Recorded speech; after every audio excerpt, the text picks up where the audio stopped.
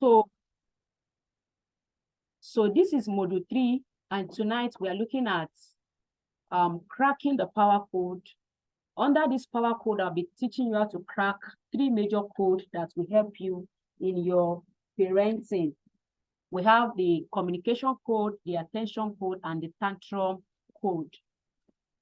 So these are the 3 major areas that we are looking at tonight. And I want you to really, really pay attention, because if you can get these 3 very well, you will see that your relationship with your child will take a new turn. So let's start right away. We are starting with the communication code, cracking the communication code. Like, this is one of the major challenge of, parenting generally. Yes, let me put it that way. Our ability to communicate effectively with our children is one of the things that we find quite challenging, and we are going to be looking into this. When you are dealing with a toddler, you have to understand that, like I said, they have this tiny brain, that is still learning how to even process words, how to even interpret what they hear. So it is important that we know how to communicate with them. Number 1 is, when you are communicating with a toddler, give a clear, straight instruction. Toddlers cannot conjugate negative words. Your toddler cannot process stop. They cannot process don't. They cannot process no. They cannot process something like quit what you are doing or something. Anything that comes with negative language, negative word, they can't process it. So when you say stop running, what your child is hearing is running. They only hear running. They only hear run. If you say stop, don't run. Don't run. What the child is hearing is run. Don't jump. What the child is hearing is jump. This is why we have this challenge of what I asked you not to do is this same thing you are doing. It is because the way you are saying it, what your child is hearing is do, when you actually mean don't. And this is very important. So what do you now do? Say what you want your child to do instead of what not to do. Now, this is quite challenging, and this is why you need mastery. I've said it. Parenting is not about tips and hacks. You need mastery, and it takes time to gain mastery. This communication and this thing I just said, your ability to now flip your words on the right side, it will take you, almost 1 year for you to gain mastery over things like this. That is why I tell people, even if your child is still 3 months, 4 months, start learning, so that even as you are communicating with your child at that stage, you are training yourself to communicate well. And another thing I've seen is, when you communicate with a child like this, you help their behavior. When you focus on what to do rather than what not to do, you are helping your child's behavior. Children behave well when we constantly tell them what to do instead of what not to do. And this is like even a principle for parenting generally, for all the children. So, but in the case of toddlers, they can't even process it. If you have a child of maybe 7 years upward, they may be able to process it, but we advise parents to also say what they want their children to do, to reduce the negative or reduce the no. The more you talk about what you don't want your child to do, the more they do it. But when you talk about what you want them to do, they will begin to do what you want them to do. So toddlers cannot process an instruction with multiple action. Example, arrange the living room. That's an instruction with multiple action. Arrange the living room could mean cleaning the table, rearranging maybe the dining table, so many things. So you just give a word, or clean up the mess. Maybe your child messed up the room, the bed is not well laid, the toys are on the floor. So as long as what you are expecting is a multiple action, your child cannot process it. So what do? Okay, take the cup to the kitchen. That's one. Your child comes back, okay, pack the Legos or pack the toys in the box. That's 2. You have to give instruction one after the other. That's when you will not be frustrated, when you give an instruction and your child is trying to process it and they are finding it hard to process. You see now. Now, another thing is that toddlers, you have to use the magic of connecting words with action. You say it and you do it. For example, I give the example of maybe cleaning up. Okay, let's say we want to clean up, a place, want to clean up the mess, want to clean up, want to pack all the toys. Instead of just saying it, do it. You can even use your child hand to pick the toys and put it in the box. So you are trying to communicate with each other. What I'm saying is pick up your toys and put it in the box. So as you are doing it, you are saying, okay, clean up, let's clean up, let's clean up. Okay, you pick the next thing. Okay, now we want to arrange this cup. Let's clean up. So the child is getting that, your information that, okay, when mommy said clean up, it means that I should put these things in the right place. And before you know it, clean up will become like a fun activity and your child will just get it. So some of the things you want your child to do, you say it and you do it. Let's say you want your child to be keeping their shoes in a particular place. You have to do it for them to see it. Okay, every time you come back from school, you off your shoe and put it in this place. You do it day one, day two, you go there together, you pick the shoe, you say, okay, pick your shoe, yeah, let's go, let's go, let's go. You do that and your child will just get it. And that's also talking about routine and repetition. We talked about their captivating learning points yesterday.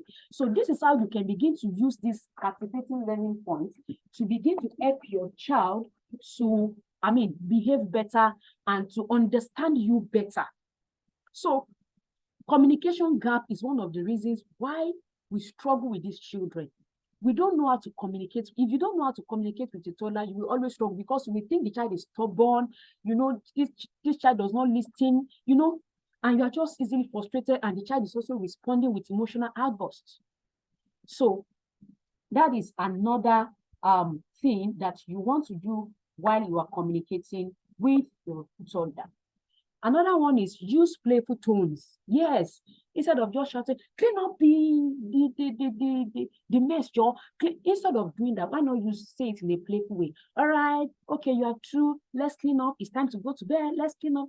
And you are doing it, and the child is doing it. You put it in a play. Okay, we want to wear your clothes now. All right. You have to look for a way to put everything, in a play. Do it in a playful way, and your child will just, fall for it, and you are achieving what you want to achieve instead of having this tantrum and this chaos every time.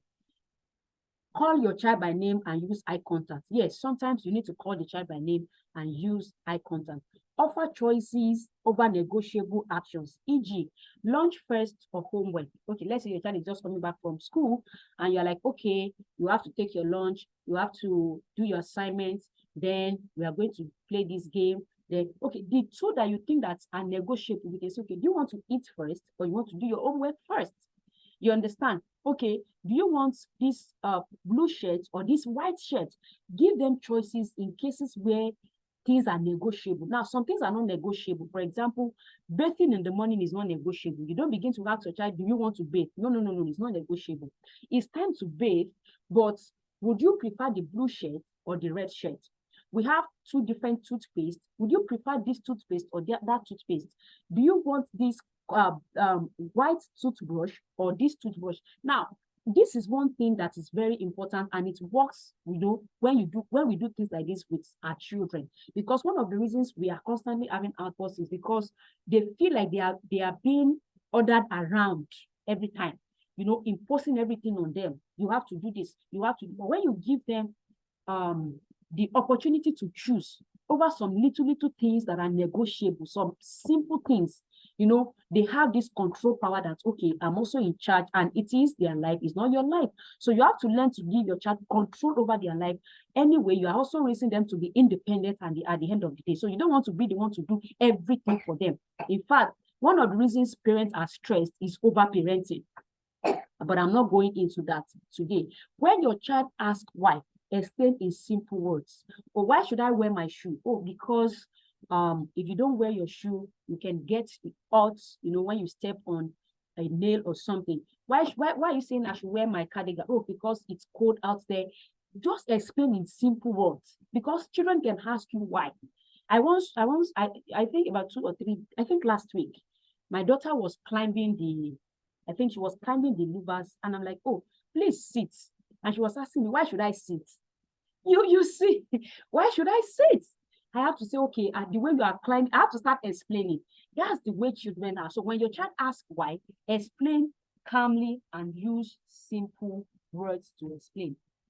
Now, I have few examples of how you can replace negative words with the right words, how you can begin to flip your conversation with your child. Instead of saying don't touch or stop eating, just say keep your hands to yourself. Keep your hands to yourself. When it comes to eating, you have to help the child. Sometimes you have to hold the child's hand. A lot of people say the toddlers are hitting them. You are more powerful than the toddler. Hold the hands. You hold the child's hand and take the child to a separate place and create a distance. You understand? So you can say things like keep your hands to yourself instead of saying don't touch or don't eat. So you see now, and as you begin to use this thing, you begin to gain mastery of the words to use. Stop running. Instead of saying stop running, you can say, come, let's walk, hold my hands, or I hold your hands. Just look for a way to flip it. Instead of saying don't climb the table, you can say, please sit or play with your toys. You understand? With this now, sometimes you're also providing alternative. So you understand now. I can't hear you. You say speak louder. Quit whining or crying. You tell your child, okay, use your words or ask for help. You just tell them what to do instead of what not to do. And that is very important. Let's go to the attention code. Yes, toddlers demand for attention because they need attention. Attention is a need for them at this stage. Toddlers seek attention because they want to feel safe. Yes, they want to be assured of safety. They want to bond and connect. And that is why a child will bond and connect with anybody around, whether it is the house girl, whether it is the nanny, whosoever is available, the child will bond and connect with them. That's why some parents struggle with connection, because the time that the window of opportunity for attachment is open, they were not there for the child to be attached to them. So the window of opportunity for attachment and trust is open in the early years. So one of the reasons they seek attention is they want to build trust. They want to feel safe, because a child will build trust wherever they feel safe. So sometimes, even when they cry, the way we provide safety, the way we let them know that we care, all those things will be building their trust in us as a parent or as a caregiver. So the attachment theory, the window for attachment is open, and that's why they are always seeking for attention.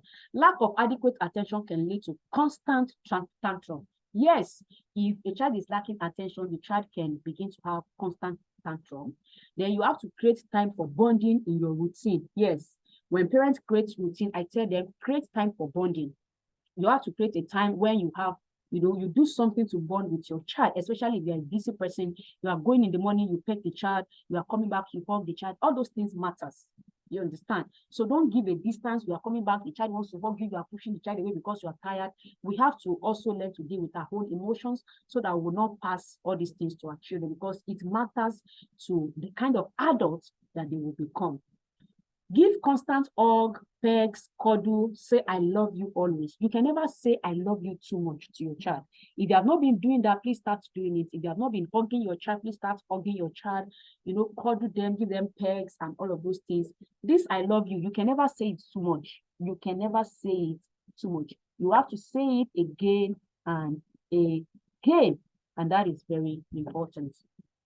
All right. Engage more in bonding activities, not screen only. Screen can create a distance between you and your child. If you are allowing your child to get too much attached to screen, every time, go and watch, just because you want to have your own time, it's not so good. Create time to engage in some bonding activities with them, where you are there with them.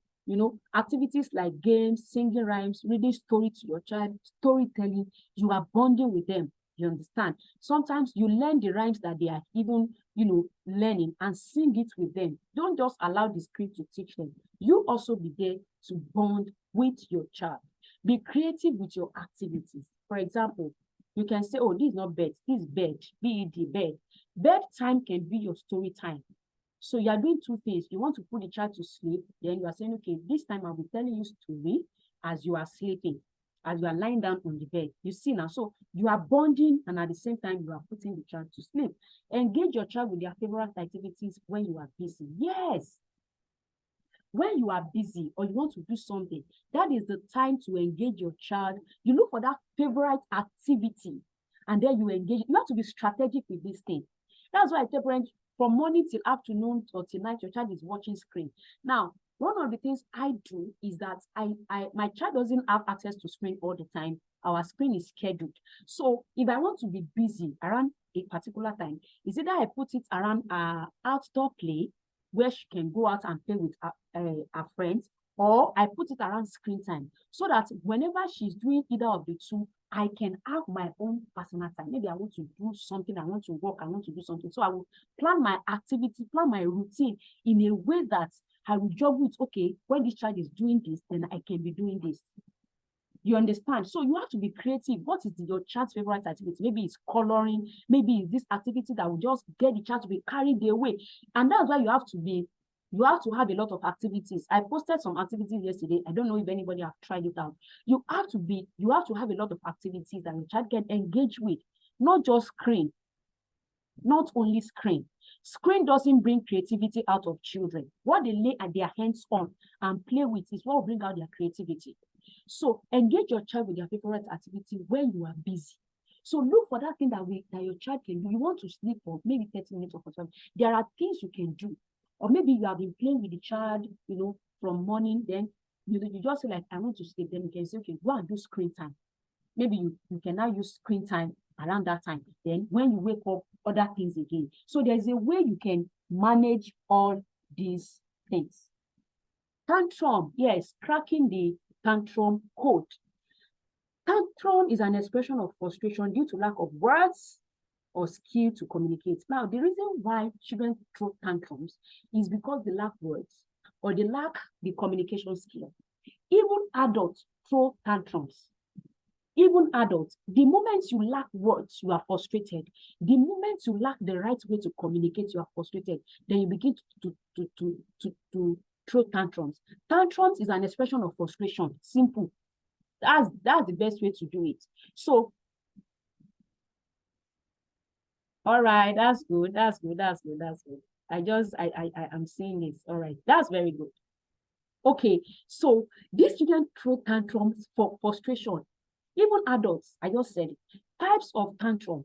I'm going to give us 2 major types of tantrums and what can cause it. Anxiety tantrum. Anxiety tantrum. Okay.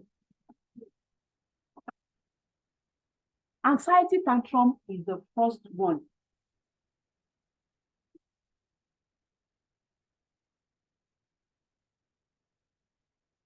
Anxiety tantrum is the first type of tantrum that I'm talking about today.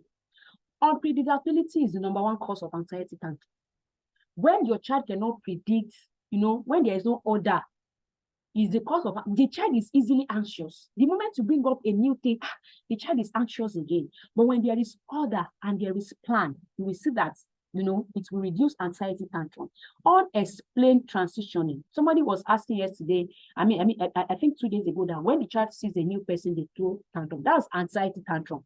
Any new thing, any new environment can bring up anxiety in a child, and they will throw tantrum. Unexplained transitioning. Let's say you have created a routine that every morning you eat your breakfast on the dining table. Then this particular day you are late and you are like, oh, you have to go and eat it in the car. Explain, oh, my dear, today you have to eat your food in the car, and then you do it calmly. Hunger or boredom, yes, when the child is bored, they can throw it, they can use tantrums to express that they are bored. Hunger too, you understand, when a child is hungry, they can actually use tantrum to express that because they don't have so much words. Inability to do a task. Maybe your child wants to lace their shoe, or the child wants to wear socks, and the child is finding it hard to do. It can lead to tantrum. Instead of the child to say, help me, the child will just start crying and start throwing tantrum. That's anxiety tantrum as well. The next one is temper tantrum. Causes of temper tantrum. The child wants to control or have his way. Yes, like when you are in a mall or you are in a shopping and the child is demanding for one particular thing, and then the child thinks that if I cry, maybe my mommy will give it to me. That's trying to get away with something. I will teach you how to deal with each of these tantrums. Yes, demanding for excess gifts while shopping. That's not is a tantrum to get away or to have a control or to have their way. And it happens. Rejection, yes.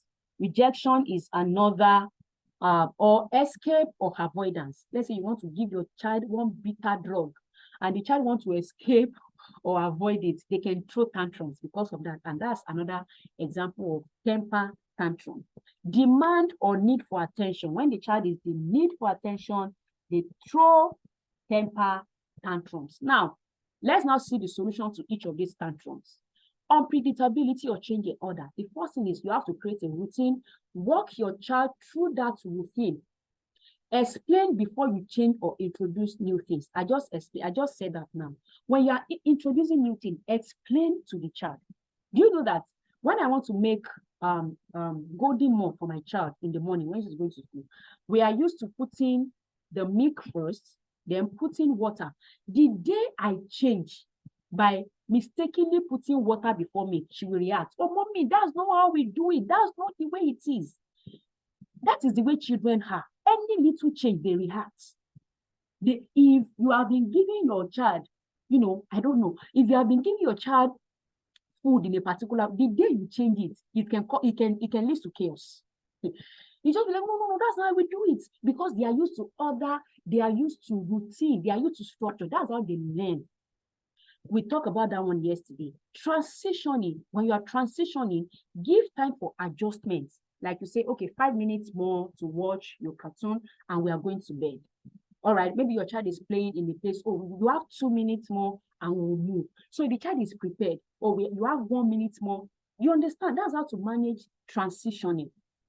So hunger or boredom, of course, you provide food or snacks or you create fun. When you realize, this child is bored, look for activities to create fun. Inability to do a task. Teach the child to ask for help. Something happened this evening. My daughter was playing with this small car, and it's rolled under the chair, the big chair.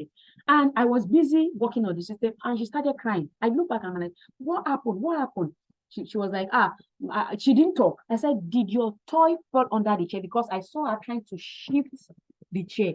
And then I thought of, okay, maybe she wants to pick something from it. And I got up and I tried to pull the chair up, and I saw that the car was under the chair, and I told her, next time you just call me and ask for help. You see now. So sometimes the child does not know how to ask for help, and they just throw tantrum. So teach your child to ask for help.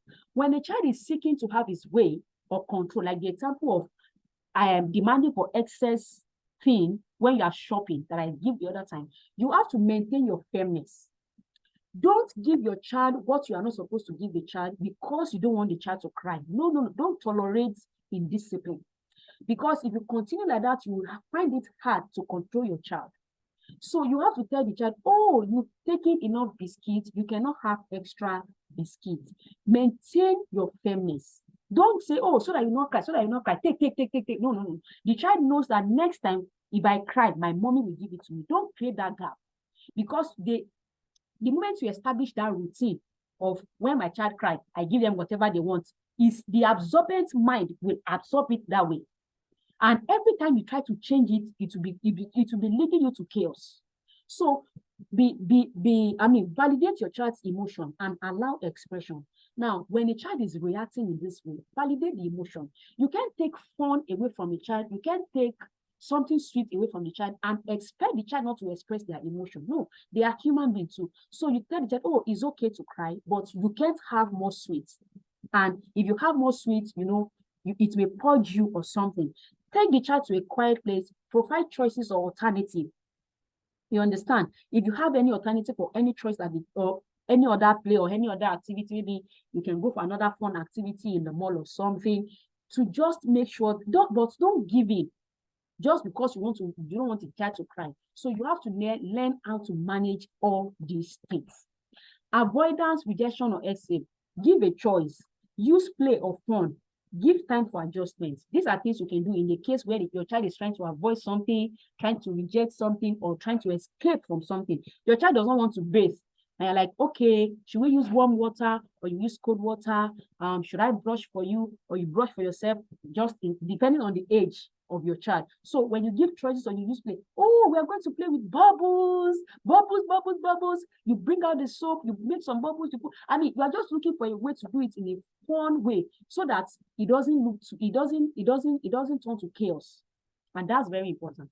Need for attention, just give a hug or call the child or say, I love you. Just be there to provide that need, and you will realize that your child will be okay. Lack of independence. Yes, when you order your child around too much, when you don't give autonomy over anything, everything you are the one in control. No, your child wants to have control. Give room for autonomy over things that are negotiable. And I think I've mentioned that just now. So let's look at the sources of tantrum or the tantrum initiators. Yes, we have the adult initiated tantrum and we have the child initiated tantrum. Sometimes the tantrum that your child is throwing, you are the one initiating it and you don't know that you are the one initiating it. Questioning what the absorbent mind has registered, e.g., practice and arrangements in the home. Let's say in your home, every time you come back from work, you off your clothes in the sitting room, put your wig in the sitting room, off your shoes in the sitting room, and put everything like that. Now, when your child starts growing, so your child comes back from school, off the shoes and fling it in the sitting room, off the shirt, put it on the chair in the sitting room, and they do those things, and you're not reacting. The child will be like, but this is how we have been doing it, because the absorbent mind has already registered it. So when you now react to that child, or maybe you shout because of that, the child will throw tantrum. The child will react. There will be an emotional outburst like, you can't change this thing. This is how we have been doing. This is how I've been seeing you doing it. So that is why, no matter the age of your child, anything you don't want them to do, quickly start correcting it. You understand? And this is also to say that the habit you don't want your child to practice, begin to work on it yourself. Another one is interrupting a moment of sensory exploration, e.g., a child listening to the sound of an airplane. Now, your child is listening to the sound of an airplane, or an airplane is passing, and the child just run out of the house to go and listen to the sound.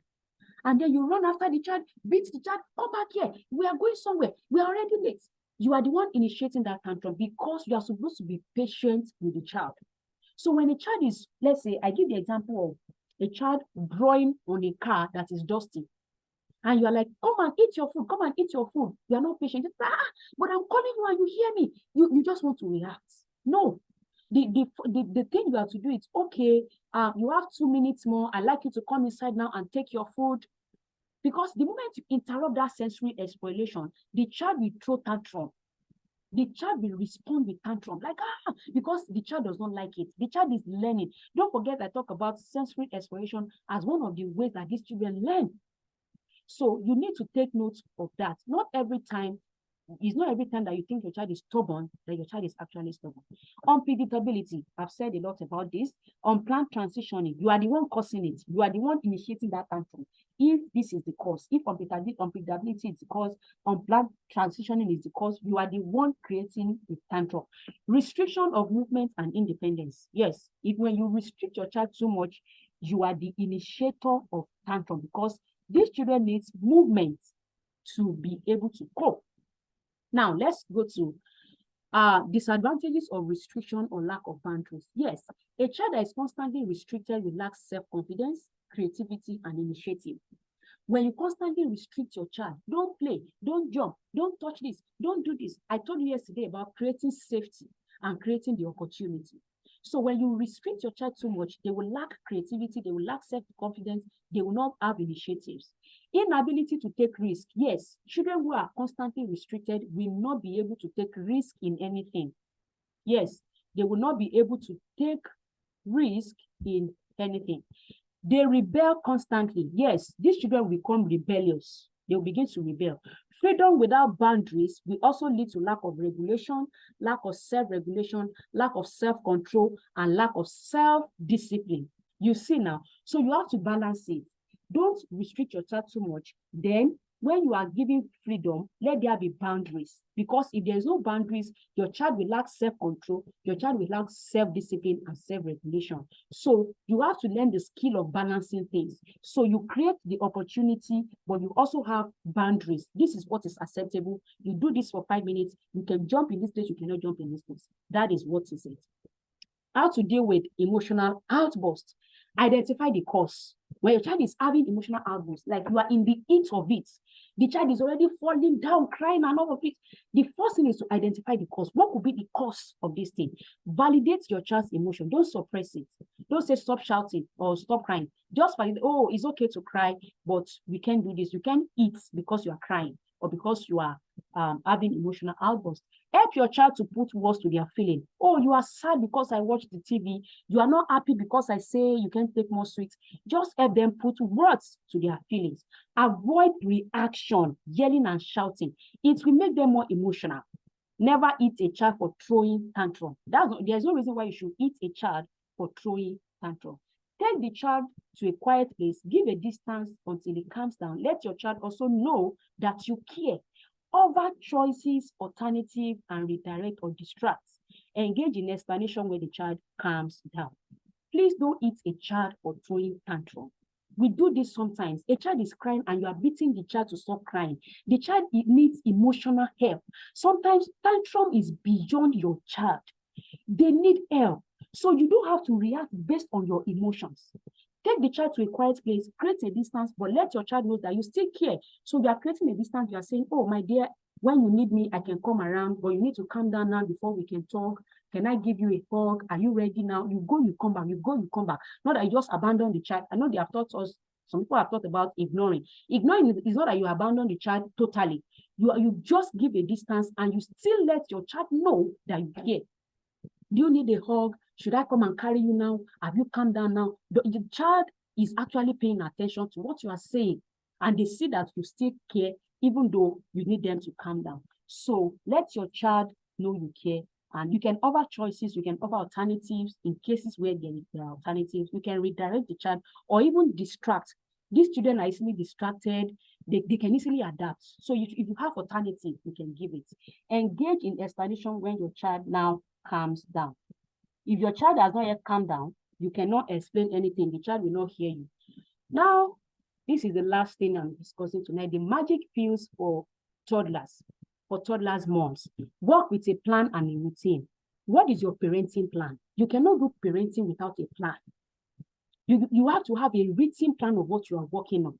Master the communication skill. Yes, I've talked about the communication skill. Prevent emotional outbursts as much as possible. There are things you can put in place to prevent this emotional outburst so that your child doesn't have these outbursts, reoccurring or every day. Use the power of independence and choices. Yes, this is another powerful magic pill in your parenting. If you can offer choices and give independence on little things, I'm telling you, you will just be able to relate well with your child, and you will be able to also modify your child's behavior. Wrap everything in a play or a fun. You can carry a child away with play. Children love people that play with them. Yes, they love people that play with them. Be creative with activities. You can never have too much activities. You can never have too much. Don't be lazy in creating activities. It's not only toys, because sometimes you may not be able to be buying toys, and they get easily tired of even toys. You buy this toy, 3 months, the child is tired of the toy. They want new things. So you have to be creative with your activities. There are activities I do with my child in my house today. I created it myself. I just create games, and I also have places where I download activities from, and I just practice it in the home. So we have a lot of things to play with. You can't have too much activity, games, everything, habits, and be creative with it. You need mastery. One-off training cannot give you the mastery that you need in parenting. No, all these things I've discussed, you need time to gain mastery. So the goal is mastery. The goal is mastery. And I think this is where I'm going to end tonight. So you need to gain mastery. One thing I want you to pay attention to